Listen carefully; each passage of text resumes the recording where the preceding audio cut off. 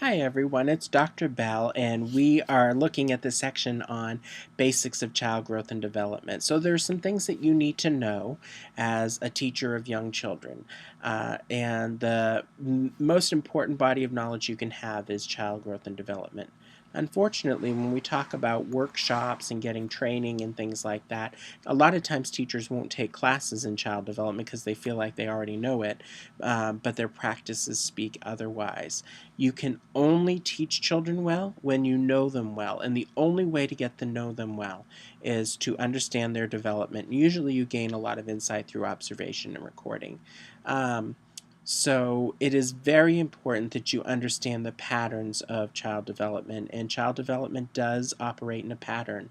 Some of the patterns that you're going to learn about are simple to complex, or general to specific. For example, we know that when children are playing with blocks, first they just kind of mess with the blocks and scatter them around, and as they gain experience with the blocks, they can start to build simple structures, and then they move on to detailed complex structures such as building houses with scenery and things like that.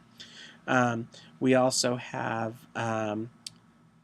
cephalocaudal and proxima distal development, which are the physical patterns of development where children move from their head to their foot in their development. And if you think about the little baby in the womb, it kind of looks like a little fishy first, and the first recognizable thing that's human is the head, and then moving down you can kind of see the arm buds and the leg buds.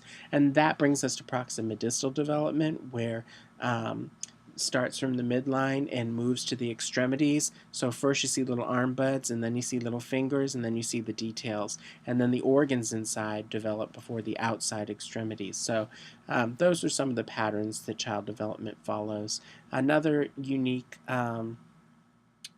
another important basic principle of development is that we all develop at different rates.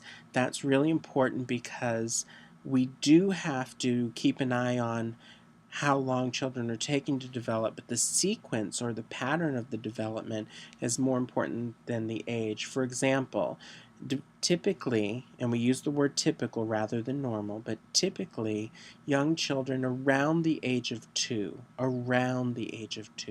begin to learn to use the toilet. But that's not true for every child, and that doesn't mean that there's a problem.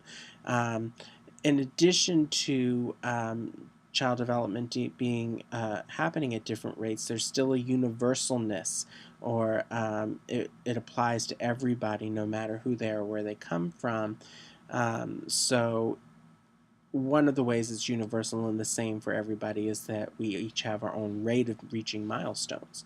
So it's important for us to know the basics of child development, the basic principles of child development, the domains of child development, which are physical, which includes gross motor and fine motor, cognitive, which is your thinking skills, language, sometimes that's clumped together in cognitive, and then social and emotional. So those are the areas of child development. We can even add creative there. So you need to know the domains. You need to know the age groups. Infant and toddler. Infants refers to children birth to around 18 months. Toddler refers to children around 12 to 36 months. You see there's a little overlap there because toddler really begins when children toddle. So that's different for different children. So, and then there's the other preschool age group, which is ages 3 to 5. And then there's the primary years, which is kindergarten through 3rd grade.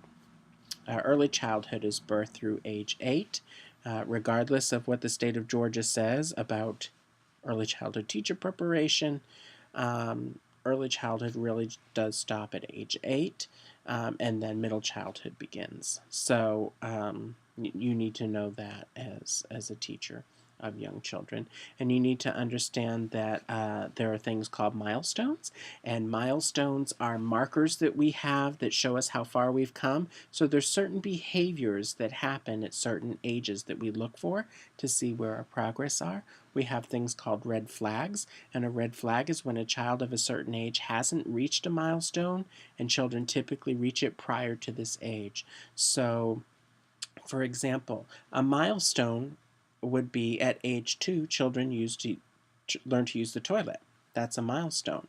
A red flag is when a child reaches age 4 and is still not using the toilet. You see the difference? And they're not all that extreme, but that was an extreme example that popped in my head. And then we have typical and atypical development. Development happens on a continuum, and sometimes there are bumps in that continuum, and that's typical.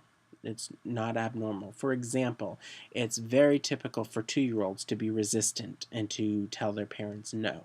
That is typical. It's also typical for a 4-year-old. It's not so typical for a 3-year-old.